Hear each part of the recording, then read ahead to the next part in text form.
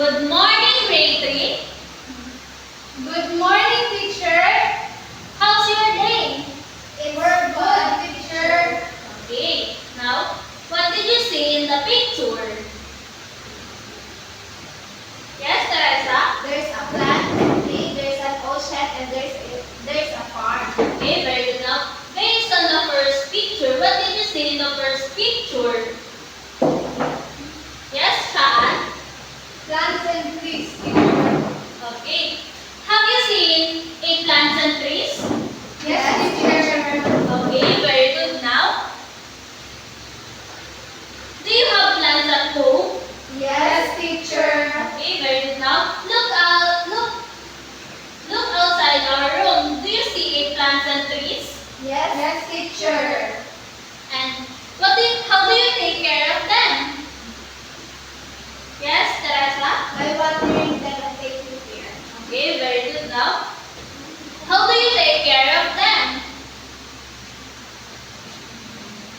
Yes, Shaan? By giving them fertilizer, teacher. Okay, very good. By giving them fertilizer. Now, why do we need to take care of plants and trees? Yes, Teresa? Because we can use the trees to build a house and to avoid flooding. Okay, very good. Now, do you think plants and trees can provide foods and shelter to people and animals? Why do you say so? Yes, Shaan? Because trees can be used to build a house. Okay, very good. Now, based from the picture, what is the importance of surrounding the plants and trees to people and other living things? Yes, Shaan? To provide a shelter and other living things. Okay, very good. Then,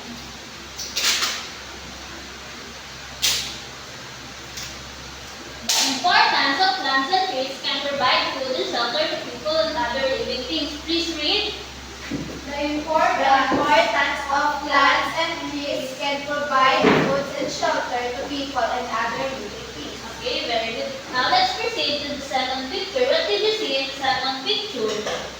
Yes, Teresa? There's a lot of fish in the ocean. Okay, very good. Now, have you seen fishes and corals? Yes, teacher. Okay, very good. Now, have you been in the ocean or in the sea? Yes, teacher. Okay, very good. Now, what did you do in the ocean or in the sea? Yes, Shaan? Swim, teacher. Okay, how do you feel when you are swimming in the sea? Yes, Teresa? Yeah, I'm happy, teacher, when I'm swimming. Okay, very good. Now, who's with you when you are swimming in the ocean, in the sea? I'm with my family, teacher. Okay, very good. Now, how can we protect the ocean or our sea? Yes, Shaan? By not throwing trash. Okay, very good. By not throwing trash. Now, how do we take care of ocean? Why do we need to take care of ocean? Yes, Shaan? For us to benefit from the living creatures in the ocean. Okay, very good. Now, do you think ocean can provide foods and shelter to all living things under the sea? Yes, teacher. Why do you say so? Yes, Shaan? Why do you say so that ocean can provide shelter and food all the living things under the sea? Yes, Shaan? Because under the sea there is corals and there is smaller organisms that the fish and also another animals eat.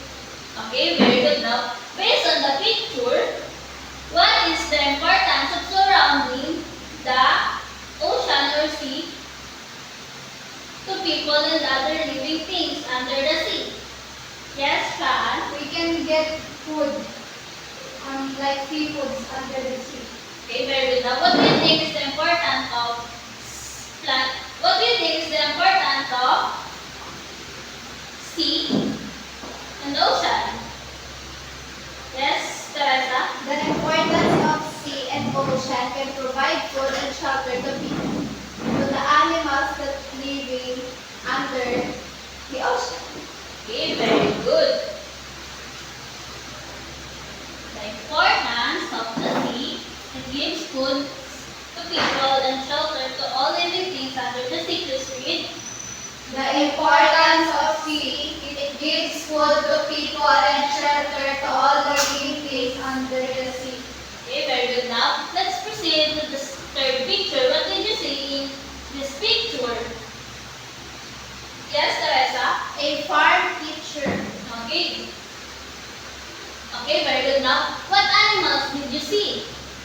Yes, Shaan? A cow picture. What else? A cow, horse, pig, a goat, and rabbit, and duck.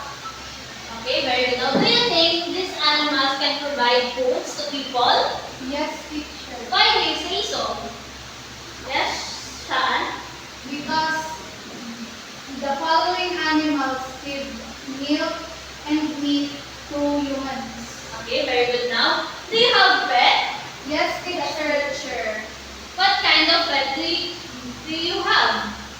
Yes, Teresa? We have a dog in our house. Okay, very good. Now, what kind of place did you see in the picture? Yes, Shaan? It is a farm. Okay, very good. It is a farm. Now, why do you... Now, what do you think is the importance of farm? Yes, Shaan? It is an artificial home where human beings build for animals. Okay, very good. Now, how do you take care of the animals in the farm? Yes, Teresa? By feeding them and giving them shelter. Okay, very good. Now, do you think giving them shelter and feeding them is important? Yes, teacher. Why do you say so? Because without food, they might die.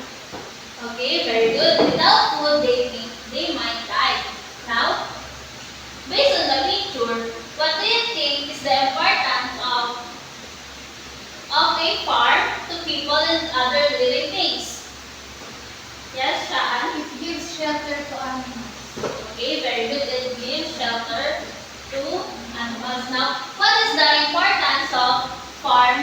What is the importance of farm? Yes, The Teresa? importance of the farm is that it gives food to people and shelter to all the living animals. Okay, very good. Now,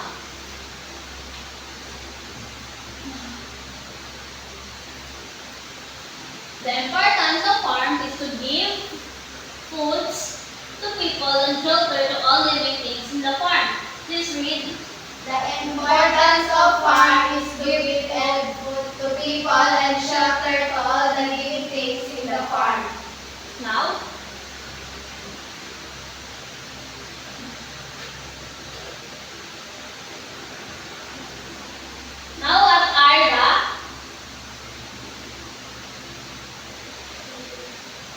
what are the three importance of surroundings to people and other living things? Yes, Teresa? The lands and seas, oceans, and farms. Okay, very good. Did you understand our discussion? Yes, teacher. Okay, that's all. Thank you.